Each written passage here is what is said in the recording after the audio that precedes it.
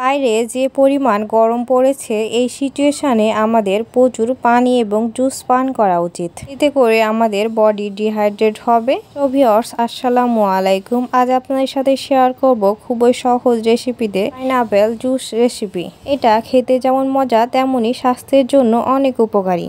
বাইরে থেকে এসে এরকম যদি ঠান্ডা ঠান্ডা এক গ্লাস জুস পাওয়া যায় তাহলে তো সব ক্লান্তি একেবারেই দূর হয়ে যাবে। সো আর কথা না বাড়িয়ে চলুন এবার দেখিনি কিভাবে এটা তৈরি করতে হবে। এখানে আমি প্রায় 1 কাপ পরিমাণ কুচি করে নেওয়া পাইনাপেল নিয়ে নিয়েছি এবং এখানে দিয়ে দিচ্ছি প্রায় 1 কাপ পরিমাণ ঠান্ডা পানি এবং দিয়ে দিচ্ছি হাফ চা চামচ পরিমাণ লবণ। বিট লবণ দিয়ে দিচ্ছি হাফ চা চামচ পরিমাণ। আমার বিট লবণে মরিচ দেওয়া আছে, আপনারা চেষ্টা করবেন একটু মরিচ দেওয়াটা নিতে, এতে করে টেস্টটা ভালো হয়। এবার এখানে দিয়ে দিলাম 3 টেবিল চামচ পরিমাণ চিনি এবং লেবুর রস দিয়ে দিলাম 2 চা চামচ। এখানে এবার কিছু বরফ কুচি দিয়ে ঢাকনা লাগিয়ে ব্লেন্ড করে নেব।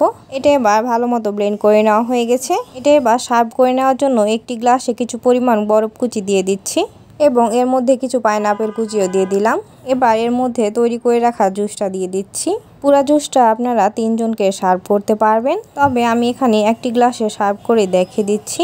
জুসটা দিয়ে নেওয়া হয়ে গেলে এখানে এবার একটি স্ট্র দিয়ে দিচ্ছি এবং ছোট টুকরো করে নেওয়া 1 টুকরো পাইনাপেল দিয়ে এটা ডেকোরেশন করে নিচ্ছি। এতে করে এটা দেখতে সুন্দর লাগে এবং মধ্যে একটু পুদিনা পাতা দিয়ে এটা ডেকোরেশন করে নিচ্ছি। তো তৈরি হয়ে গেল আমাদের ফ্রেশ পাইনাপেল জুস। আশা করি আজকের এই সহজ রেসিপিটি আপনাদের ভালো লেগেছে এবং ভালো লেগে থাকলে বাসায় একবার অবশ্যই ট্রাই করবেন এবং অবশ্যই একটি লাইক দিয়ে দিবেন এবং চ্যানেলটি সাবস্ক্রাইব করে পাশে থাকবেন। সো সবাই সুস্থ থাকবেন, ভালো থাকবেন। এতক্ষণ সাথে থাকার জন্য সবাইকে অসংখ্য ধন্যবাদ। আসসালামু আলাইকুম।